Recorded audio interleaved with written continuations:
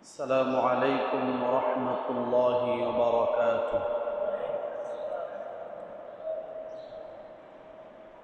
إن الحمد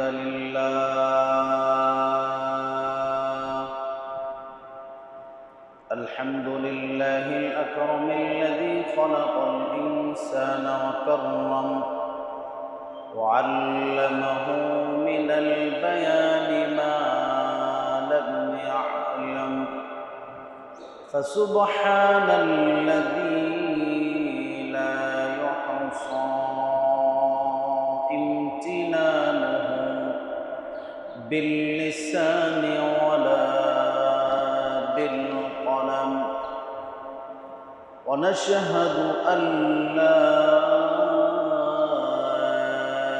إله إلا الله وحده لا شريك له، ونشهد أن سيدنا وسندنا ونبينا وشفيعنا وحبيبنا وحبيب ربنا وطبيبنا وطبيب أرواحنا محمدا عبد الله ورسوله، أرسله الله بالحق بشيرا ونذيرا وداعيا إلى الله بإذنه وسراجا وقمرا منيرا. أما بعد، فقد قال الله تبارك وتعالى في كلامه المجيد وفرقانه الحميد। সকল প্রকারের কৃপণতা দূর করে পুরুষোচিত কণ্ঠে আওয়াজ করে পড়ুন, আউযু বিল্লাহি মিনাশ শাইতানির রাজীম।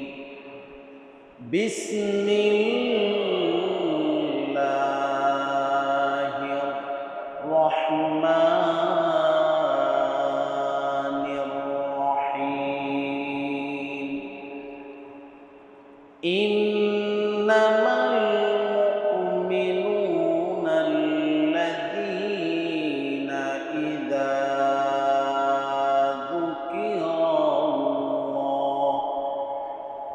ইযা যুকিরাল্লাহু ওয়াজিলাত কুলুবুহুম ওয়া ইযা তুলিয়াত আলাইহিম আয়াতুহু ফাযাদাতুহুম ঈমানা ওয়া আলা রাব্বিহিম يتوكلون. وقال تعالى في شان حبيبه: إن الله وملائكته يصلون على النبي يا أيها الذين آمنوا صلوا عليه وسلموا تسليما. اللهم صل على محمد وعلى آل محمد كما صليت على إبراهيم وعلى آل إبراهيم إنك حميد مجيد اللهم بارك على محمد وعلى آل محمد كما باركت على إبراهيم وعلى آل إبراهيم إنك حميد مجيد بلغ العلا بكماله كشف الدجى بجماله حسنت جميع خصاله صلوا عليه وآله بلغ العلا بكماله كشف الدجى بجماله حسنت جميع خصاله صلوا عليه وآله صلوا عليه وآله لا إله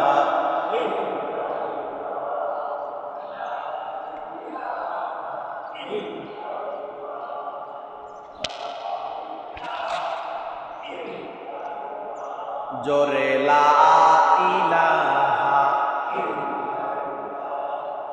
লা ইলাহা গরিবের জিকির ইল্লাল্লাহ ধনীদের জিকির ইল্লাল্লাহ লা ইলাহা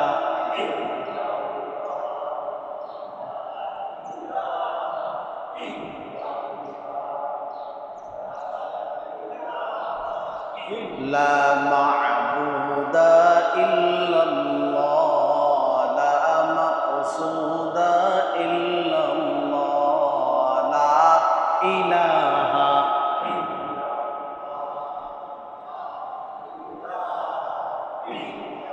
سبحان الله والحمد لله لا إله لا إله إلا الله محمد رسول الله صلى الله عليه وسلم আজকের জুমআতুল মুবারকের দিনে রমজানুল মুবারকের 20তম দিন আল্লাহ পাক আমাদের সকলকে রোজা অবস্থায় সরাসরি কোরআন ও হাদিস থেকে ইতিকাফ সম্পর্কীয় কিছু আলোচনা শোনার জন্য বলার জন্য যে রব্বুল আলামিন আমাদের তৌফিক দিয়েছেন দিল থেকে জোরে সোরে শুকরিয়া আদায় করি আলহামদুলিল্লাহ। আরো একবার শুকরিয়া আদায় করি আলহামদুলিল্লাহ। প্রশংসা করলাম কার? চলুন দেখি ইতিকাফ সম্পর্কে আল্লাহ পাক কোরআনুল কারীমে কি বলেছেন। রাসূল আরবি মুহাম্মদ সাল্লাল্লাহু সম্মানিত মোবারকময় জবান দিয়ে উম্মতকে যে মেসেজ দিয়েছেন, মনোযোগ সহকারে দিলের কান দিয়ে শুনতে রাজি আছেন তো? আমল করবেন কে কে? আল্লাহ সকলকে আমল করার তৌফিক দান করো। আব্বু যদি ঢেলান দেন না আপনি, তাহলে আপনার ঘুম আসবে। ঢেলান দিয়েন না, ঢেলান দিলে ঘুম আসবে। মনোযোগ সহকারে দেখেন আল্লাহ পাক কোরআনে কি বলে। আউযু বিল্লাহি মিনাশ শাইতানির রাজীম।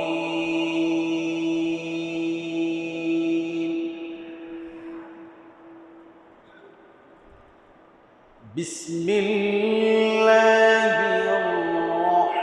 রহমানির রহিম।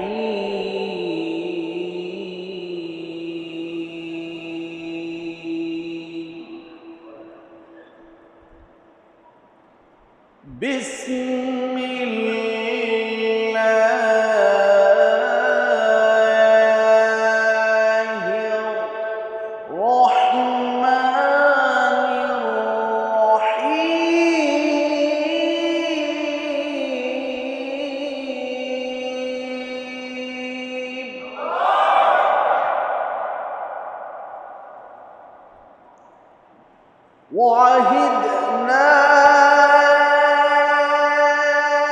إلى إبراهيم وإسماعيل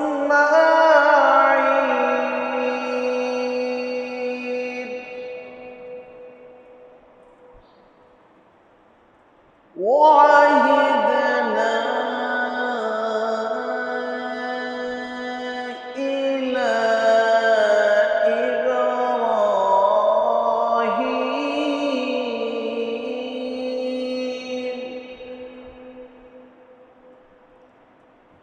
وعهدنا إلى إبراهيم وإسماعيل أن طهر بيتي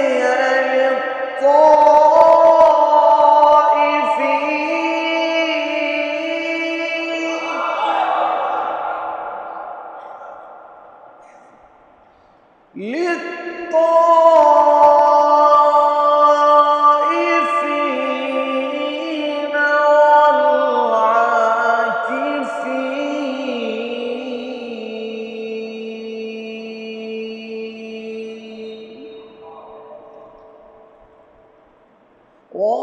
وركع السجود.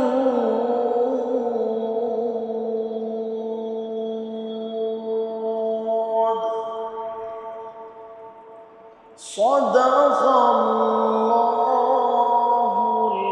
العظيم.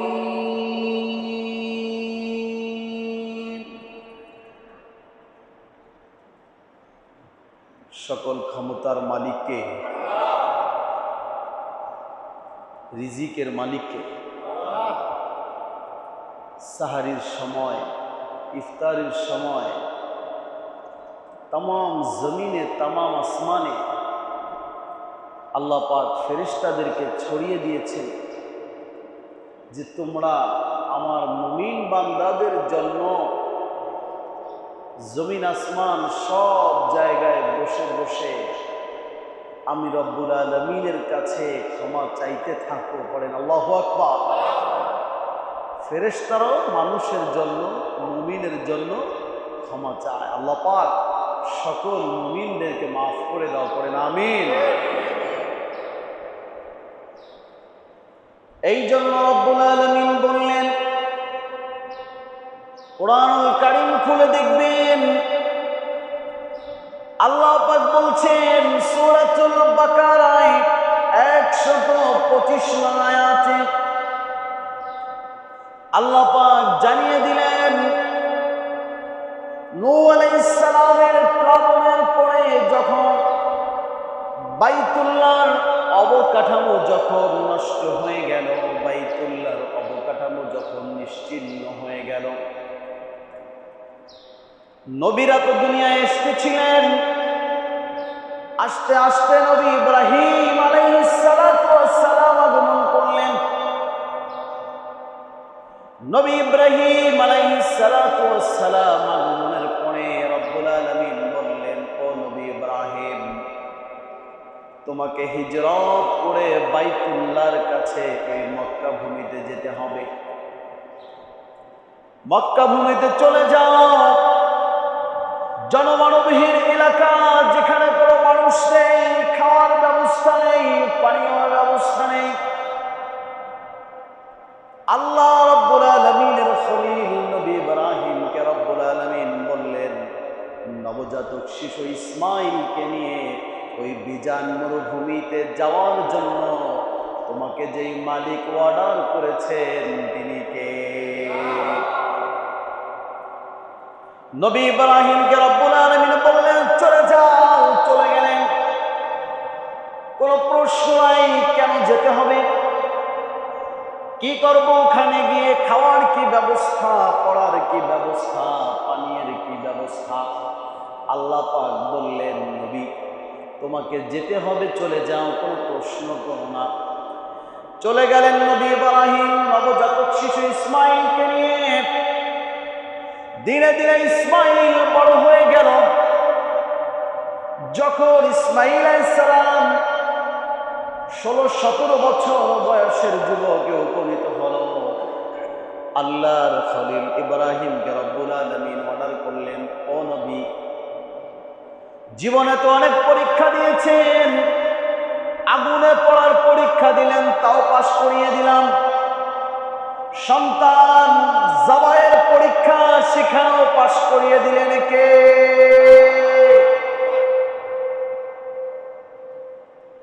এই যুগে যদি আমাকে বলে ইব্রাহিমের মতো সন্তান আল্লাহর নামে জবাই দিতে হবে, আমরা কি পারবো?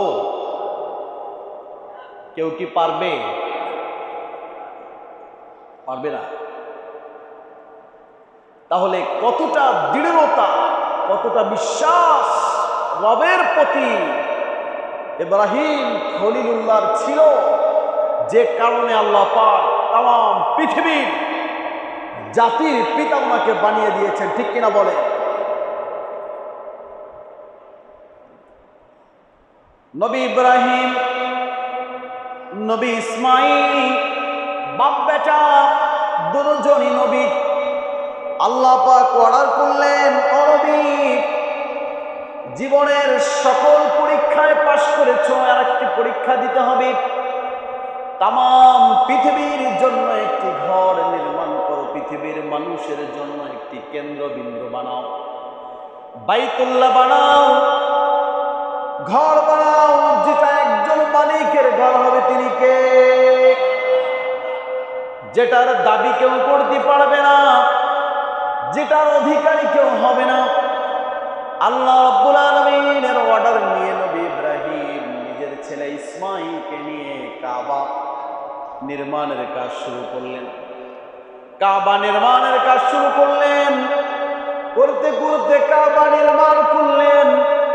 আল্লাহ পাক বললেন, ও নবী, কাবা শুধু নির্মাণ করলেই হবে না, কাবা শুধু বানালেই হবে না, এই কাবা পরিষ্কার করার জন্য, কাবার ওয়ালগুলি মোছার জন্য, টাইলসগুলো পরিষ্কার করার জন্য, ছাদগুলো পরিষ্কার করার জন্য নবী আপনি এবং আপনার ছেলে আজীবন চেষ্টা করে যেতে হবে। ঠিক কিনা বলে?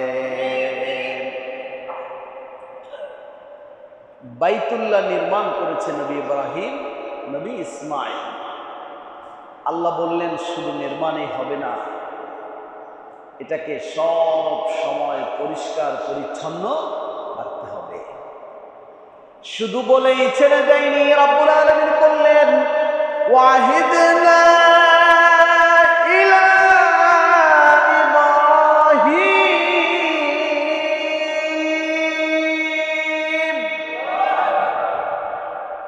আল্লাহ পাক বললেন, আমি অঙ্গীকার নিলাম, আমি প্রতিশ্রুতি নিলাম, আমি ওয়াদা নিলাম নবী ইব্রাহিম থেকে, নবী ইসমাইল থেকে। দুজন আমার সাথে ওয়াদা করো, প্রতিশ্রুতি দাও, আনতাহিরা বাইতিয়া লিত্তাইফিন।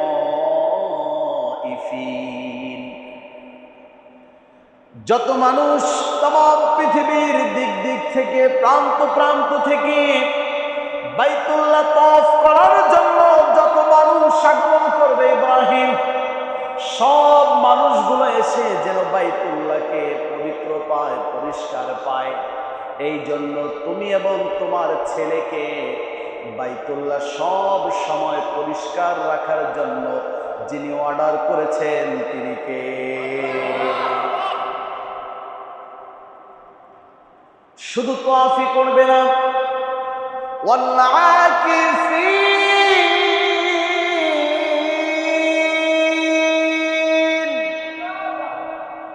তাম পৃথিবীর প্রান্ত প্রান্ত থেকে, বাংলা থেকে, ইন্ডিয়া থেকে, ভারত থেকে, ইউরোপ, আমেরিকা থেকে, ইংল্যান্ড থেকে, লন্ডন থেকে আল্লাহর গোলামেরা তোয়াফ করার জন্য, আল্লাহর গোলামেরা সালাত আদায় করার জন্য, আল্লাহর গোলামেরা হজ করার জন্য, আল্লাহর গোলামেরা রমজানুল মুবারকের শেষে ইতিকাফ করার জন্য বাইতুল্লাহ যিনি অবস্থানের কথা বলে দিয়েছেন তিনি কে? আল্লাহ পাক বললেন, নবী ইব্রাহিম, আমার ওই বাংলাদেশ থেকে ওই যে জাবের মেয়ে আসবে তওয়াফ করার জন্য, ওই যে নুর ইসলাম ডাক্তার আসবে ইতিকাফ করার জন্য, এদের জন্য বাইতুল্লাহকে সব সময় পরিষ্কার রাখতে হবে, ধুয়ে মুছে সাফ রাখতে হবে, পরিষ্কার রাখতে হবে, ক্লিন রাখতে হবে। এই জন্য যারা বাইতুল্লাহ গেছেন তারা দেখবেন প্রতিনিয়ত সব সময় বাইতুল্লাহ পরিষ্কারের জন্য কিছু ওয়ার্কার থাকে, প্রত্যেক দিন বাইতুল্লাহকে ক্লিন করা হয়। কোথাও কোনো ময়লা দেখা যায়, অর্ডার করেছেন কে? কে অর্ডার করেছেন? এই জন্য আল্লাহ রাব্বুল আলামিন বলেন, আমার একটি গুণ হলো আন-নাযাফাতু মিনাল ঈমান, পরিষ্কার পরিচ্ছন্নতা ঈমানের গুণ হিসাবে আখ্যায়িত দিয়ে দিলেন। আল্লাহু আকবার। ইতিকাফের জন্য রাব্বুল আলামিন বললেন, আল্লাহর নবী তিন ধরনের ইতিকাফের কথা বলেছেন। একটি ইতিকাফ বলেছেন যেটাকে ওয়াজিব বলা হয়।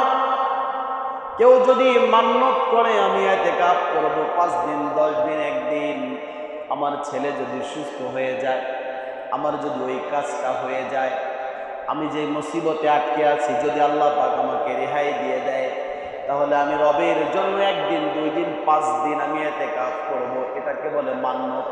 কি বলে? এটা পালন করা ওয়াজিব। পালন করা কি? ওয়াজিব।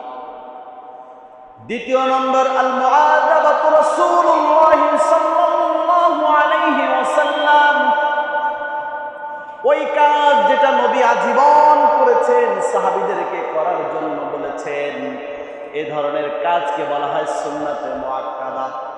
অর্থাৎ নবী আজীবন জীবনের শুরু থেকে শেষ পর্যন্ত রমজানুল মুবারকে ইতিকাফ করতেন। উম্মতকে বললেন, সাহাবীদেরকে বললেন, ও সাহাবীরা, কোনদিন ছেড়ো না ইতিকাফ, কখনো ছাড়বে না। ইতিকাফ আজীবন আমি নবী করলাম, তোমরাও করে যাবে। এটা হচ্ছে সুন্নাতে মুআক্কাদা, সুন্নাতে। 3 নম্বরে আর যত ইতিকাফ আছে নফল ইতিকাফ। কিছু সময়ের জন্য আপনি ইতিকাফ করলেন, মসজিদে অবস্থান করব, আধা ঘন্টাও হতে পারে, 5 মিনিটও হতে পারে, একটি নামাজ পরিমাণ সময় হতে পারে। এটাও যদি আপনি ইতিকাফ করেন, তাহলেও এই ইতিকাফের সব যিনি দিয়ে দিবেন তিনি কে? এটা হচ্ছে নওয়াফিল। এই জন্য আল্লাহ সাহাবীদেরকে বলতে, ও সাহাবী, যখন মসজিদে আগমন করবে নামাজের জন্য আগমন করো, যে কারণে আগমন করো, নিয়ত করো, রব্বুল আলামিন আমি ইতিকাফের নিয়তে মসজিদে ঢুকলাম, ইতিকাফের নিয়তে মসজিদে ঢুকলাম। এই নিয়তটা যদি তুমি করে ঢুকতে পারো, যদি কোনো কথা না বলো, তাহলে এই সময়টাকে ইতিকাফের সব দিয়ে যিনি পূর্ণ করে দিবেন তিনি কে? এখন ইতিকাফটা আপনি কখন করবেন? রমজানের মধ্যে শুরুতে করবেন, মাঝে করবেন, নাকি শেষে করবেন? লক্ষ্য করতেছেন? কথা বুঝতেছেন? রমজানের কোন দিকে আপনি ইতিকাফ করবেন? বুখারীর বর্ণনা খুলে দেখবেন, আল্লাহর নবীর সাহাবী আবু সালামা ইবনে আব্দুর রহমান 1908 হাদিসের বর্ণনা। উনি বলেন, সালতু আবি সাঈদ খুদরি রাদিয়াল্লাহু তাআলা, আল্লাহর নবীর সাহাবী আবু সাঈদ খুদরিকে আমি প্রশ্ন করলাম, ও বন্ধু, ও সাথী, হাল সামিআতা রাসূলুল্লাহ সাল্লাল্লাহু আলাইহি ওয়াসাল্লাম, তুমি কি নবীকে শুনেছো? নবীকে বলতে শুনেছো আইয়াযকুরা লাইলাতুল কদর, নবীকে লাইলাতুল কদর সম্পর্কে আলোচনা করতে তুমি কি শুনেছো? আল্লাহর নবীর সাহাবী আবু সাঈদ খুদরি বলেন, শোনো, ইআতাকাফনা মা'আন নবী সাল্লাল্লাহু আলাইহি ওয়াসাল্লাম, আমরা নবীজির সাথে ইআতিকাফ করতেছিলাম আল আশরুল আওসাত, আমরা নবীর সাথে ইআতিকাফ করতেছিলাম রমজানের মাঝের দশকে, অর্থাৎ 11 থেকে 20 পর্যন্ত এই সময়ের মধ্যে আমরা ইআতিকাফ করতেছিলাম। কোন দশকে? মাঝের দশকে, 11 থেকে 20। এই সময় আমরা ইআতিকাফ করতেছিলাম। ইআতিকাফ করার পরে 20তম রমজান যখন চলে আসলো, 20তম রমজান যখন চলে আসলো, ফাখরাজনা মিন সাবিহাতিল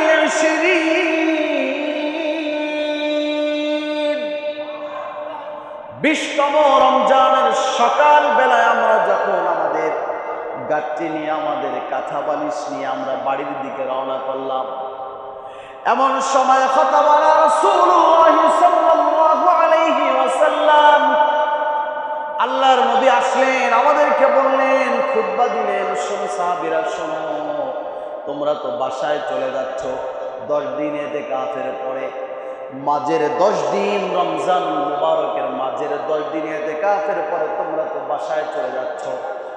বাসায় যেও না, কদ উরিতু হাদিহিল লাইলা, গত রাতে আমাকে স্বপ্ন দেখানো হয়েছে, গত রাতে আমাকে স্বপ্নের মধ্যে বলে দেওয়া হয়েছে আগামী যে রাতগুলো আসতেছে রমজান মুবারকের 21 থেকে 30 পর্যন্ত, লাইলাতুল কদরকে রব্বুল আলামিন এই রাতগুলোর মধ্যে লুকায়ে রেখেছে। আল্লাহর নবীর সাহাবীরা বললেন, ইয়া রাসূলুল্লাহ, 10 দিন ইআতিকাফ করলাম, তাহলে এখন কি করব? আল্লাহর নবী বললেন, মান কানা ইউরিদু ইআতিকাফা মা'আন নবী সাল্লাল্লাহু আলাইহি ওয়াসাল্লাম, তোমাদের মধ্য থেকে যেই ব্যক্তি রাসূলের সাথে ইআতিকাফ করতে চায়, যেই ব্যক্তি নবীর সাথে ইআতিকাফ করতে চায়, আল্লাহর নবী বললেন, ফালিয়ারজিআ, সে যেন বাসায় না গিয়ে আবার রাসূলের সাথে মসজিদে ইআতিকাফ অবস্থান করে। আল্লাহু আকবার। 10 দিন ইআতিকাফ করছে, এরপরে নবীজি আবার বলতেছে ইআতিকাফ, কারণ যেই 10 দিন পিছনে গেছে, নবী বলেন ওই 10 দিনে আমাকে লাইলাতুল কদরের ব্যাপারে বলা হয়নি, তবে আমাকে স্বপ্নে বলা হয়েছে লাইলাতুল কদর আগামী 10 দিন, অর্থাৎ রমজানের শেষ দশকের মধ্যে। সুতরাং তোমরা সাহাবীরা যদি রাসূলের সাথে ইআতিকাফ আবার করতে চাও, তাহলে ইআতিকাফ করতে। আল্লাহর নবীর সাহাবী আবু সাঈদ খুদরি বলেন, আল্লাহ নবী যখন বলেছেন ফালিয়ারজি, যে চাবে সে ফিরে আসবে, রাজান নাস, সকল সাহাবীগুলো বাসায়রা গিয়ে রাসূলের সাথে মসজিদে অবস্থান করল। আবু সাঈদ খুদরি বলেন, মার আইনা ফিস সামাই, আমরা আসমানের মধ্যে এক টুকরা কাযফাতান মেঘ দেখি নাই, এক টুকরা মেঘ আমরা দেখি নাই। কিন্তু যখন 21তম রজনী শুরু হয়ে গেল, 21তম রজনী শুরু হয়ে গেল, জাত সাহাবাতুন, কোথা থেকে যেন মেঘের টুকরা চলে আসলো, মেঘের টুকরা আসলো। আল্লাহ নবী সাহাবীদেরকে বললেন, উকিমাতিস সালাত, ও সাহাবীরা নামাজে দাঁড়িয়ে যাও, নামাজে দাঁড়িয়ে যাও। সব সাহাবীরা নামাজে দাঁড়িয়ে গেল। এমন সময় রহমতের বৃষ্টি রব্বুল আলামিন আসমান থেকে দিয়ে মসজিদের নববীকে পূর্ণ করে দিলেন। আল্লাহু আকবার। আল্লাহর নবীর সাহাবী আবু সাঈদ খুদরি বলেন, নবীজিকে আমি নিজে দেখেছি, পানি এবং কাদার মধ্যে রাসূল সিজদা দিয়েছে, পানি এবং কাদার মধ্যে রাসূল সিজদা দিয়েছে, আর আমি এই কাদা এবং পানি রাসূলের কপাল এবং রাসূলের নাকে দেখেছি। বন্ধুরা বলো তো দেখি, এখন যদি এমন অবস্থা কোনো মসজিদে হয়, ইতিকাফে যারা থাকবে, যদি মসজিদের মধ্যে পানি আসে, যদি মসজিদের মধ্যে গন্ধ আসে, তাহলে কি ইতিকাফে বসতে চায়? হ্যাঁ, সামান্য জোরের কারণে ইতিকাফ থেকে বের হয়ে যেতে চায়। অথচ আল্লাহর নবীর সাহাবী রাসূলের সাথে মসজিদে নববীতে ইতিকাফ করলেন, কাদা পানির মধ্যে কেউ ফিরে যায়নি। তাহলে এখান থেকে হাদিস থেকে একটি মাসালা এটা বুঝে আসে, লাইলাতুল কদর যেটা হবে সেটার মধ্যে আসমান থেকে ফিসফিস বৃষ্টি হতে পারে, ঠিক কিনা বলে? ফিসফিস কি হতে পারে? বৃষ্টি হতে পারে। বুখারীর বর্ণনা। ইতিকাফ করলে কি হবে? নবীজি কেমন ইতিকাফ করতেন, কিভাবে নবী ইতিকাফ করতেন দেখুন। শুধু নবী ইতিকাফ করেননি, মুসলিম শরীফের বর্ণনা আম্মা জান আয়েশা রাদিয়াল্লাহু তাআলা আনহা বর্ণনা করেন, 2658 নং হাদিসের বর্ণনা। আম্মা জান আয়েশা বলেন, ইদা কানাল আশরুল আওয়াখির, যখন রমজানের শেষ দশক শুরু হয়ে যেত, রমজানের শেষ দশক যখন শুরু হয়ে যেত, কানা আহিয়াল লাইল, আল্লাহর নবী এই 10 দিনের একটা দিনেও, দিনে এবং রাতে কখনোই ঘুমাতেন না। সারা রাত যেই মালিকের ইবাদত করতেন তিনি কে? আম্মা জান আয়েশা বলেন, নিজেও সারা রাত ইবাদত করতেন। ওয়াইকাদা আহলাহু, পরিবারের সকলকে জাগিয়ে তুলতেন, সকলকে জাগিয়ে তুলতেন, কাউকে ঘুমাতে দিতেন না। ওঠো ওঠো ওঠো, যদি দেখা যায় লাইলাতুল কদর তোমার জীবনে পেয়ে যাও, তাহলে তোমার জীবনে 1000 মাসের ইবাদতের সওয়াব দিয়ে জীবনটাকে যিনি ধন্য করে দিবেন তিনি কে? কেউ যদি লাইলাতুল কদরে একবার সূরা ইখলাস পড়ে, 1000 মাস যতদিন হয় ততদিনে ততবার সূরাতুল ইখলাস পড়ার সওয়াব দিবেন কে? একবার যদি সুবহানাল্লাহ পড়ো, একবার যদি আস্তাগফিরুল্লাহ পড়ো, 1000 মাসে যতদিন হয় ততদিন ততবার সুবহানাল্লাহ ইস্তেগফার পড়ার সওয়াব যিনি দিবেন তিনি কে? এই জন্য ইতিকাফের একটি মূল লক্ষ্য হচ্ছে লাইলাতুল কদরকে খোঁজা, লাইলাতুল কদর তালাশ করা। আল্লাহর নবীর স্ত্রী আম্মা জান আয়েশা বলেন, নিজেও সারা রাত জেগে থাকতেন, পরিবারের সকলকে জাগাতেন, এবং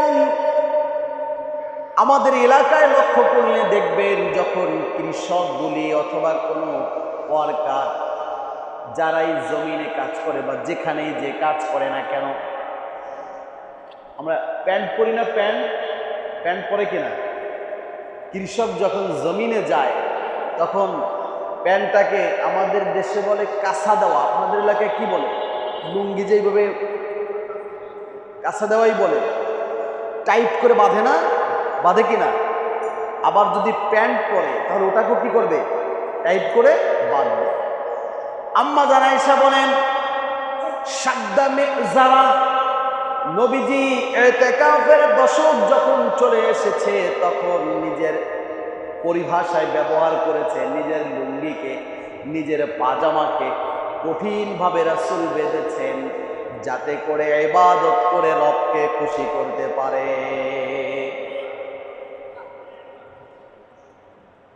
আল্লাহর নবীর সাহাবী আব্দুল্লাহ ইবনে আব্বাস বলেন, তুমি যদি ইতিকাফ করো, সবগুলো তো পৃথিবীর মানুষ দেখতে পায় না। যদি পৃথিবীর মানুষ আল্লাহ পাকের দেওয়া সবগুলো যদি দেখতে পারতো, তাহলে সকল মানুষগুলি আমল করার জন্য, ইবাদত করার জন্য এগিয়ে যাইত।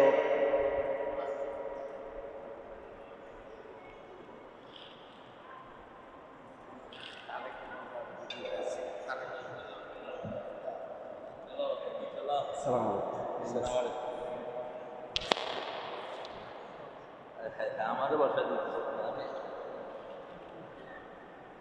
আসসালামু আলাইকুম। কি বিষয়ের উপর বয়ান করতেছে? ইতিকাফ। ইতিকাফ, মাশাআল্লাহ, আলহামদুলিল্লাহ।